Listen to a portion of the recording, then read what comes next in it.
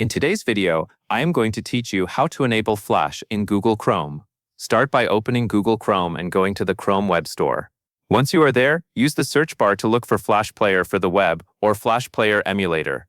When you see an extension that matches what you searched for, click on it to open the details page. Take a moment to review the extension so you know you are installing the correct tool. Next, select Add to Chrome. Chrome may show a confirmation message asking you to approve the installation. If that appears, go ahead and confirm it so the extension can be added to your browser.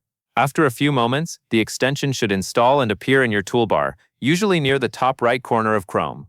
Now visit a website that contains Flash content. Since Chrome does not run Flash on its own anymore, the extension will help bridge that gap. When you are on the page, click the extension icon in your toolbar.